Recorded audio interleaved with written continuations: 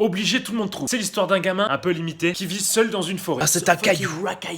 C'est délicieux. Puis il rencontre une jeune fille surdouée qui arrive à créer plein de trucs technologiques, notamment un détecteur de boules de cristal. C'est ce qui a en fait mené cette fille à notre héros parce qu'il en possède une. Elle va alors lui dire qu'il y en a 7 dans le monde et que si elles sont toutes réunies, il y aura une sorte de génie qui exauce n'importe quel vœu. C'est un dragon, on peut dire un dragon génie. Bonjour, je suis un dragon. J'ai pas de budget costume. Elle va proposer à notre héros de partir chercher les boules de cristal ensemble. Et en chemin, ils vont rencontrer de nombreux personnages, notamment un vieillard qui vit avec des tortues sur une île perdue et un peu coquin. Oui, car pour accepter de donner sa boule de cristal à nos héros, il demande à la fille de montrer sa culotte. Monte ta culotte vite fait. Police, qu'est-ce qui se passe ici? Oh merde.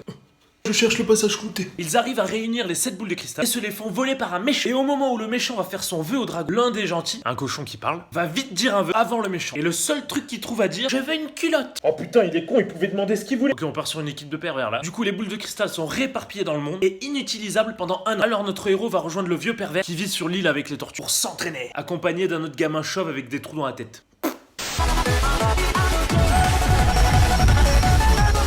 Un jour, il y a des insectes chelous qui tombent du ciel. Ah oui, non, c'est pas les insectes que tu chopes au vol pour impressionner la famille au repas de Noël. Non, c'est le genre d'insecte qui rentre dans ton corps en passant par le nez, les oreilles, n'importe où. Oui. Pour prendre le contrôle de ton cerveau et te transformer en mangeur d'humains avec une super force et de transformer certains membres de ton corps en couteau.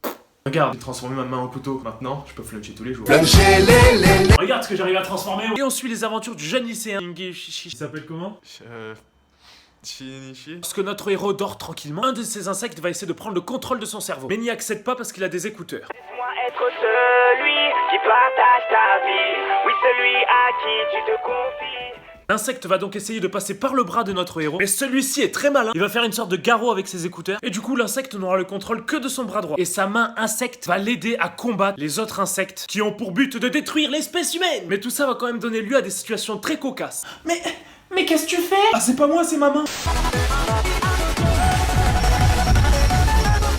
Un jour, il y a un mec qui sort une idée révolutionnaire. Bienvenue. This is the high papier toilette.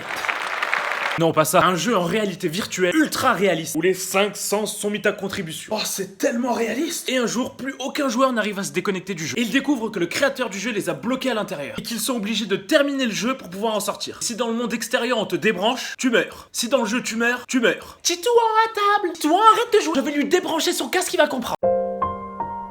Parce que le mec qui a créé ce jeu, il a de l'espoir. Je sais pas si un joueur va y arriver. Attends, qui a fini un jeu vidéo sans mourir une fois? En tout cas, t'as une bonne excuse pour geeker. Je finis mon jeu ou je meurs dans la vraie vie? Voilà, c'est vrai, Mams. Et on suit les aventures d'un jeune nommé... Ouais, j'arrive jamais à retenir les prénoms. Car il avait testé la bêta du jeu avant, qui elle était normale. Et du coup, il avait beaucoup de niveaux d'avance sur les autres. Et oui, on peut dire pour le coup qu'il se la pète pendant un moment. Bonjour, je suis Titou en niveau 2. Enchanté, niveau 80. Tâte-moi cette armure, petit. Peut-être un jour t'auras la même. Bon, je veux bien t'aider à buter des sangliers. C'est juste pour te montrer ma force et ma bogossitude. Maestro épique musique.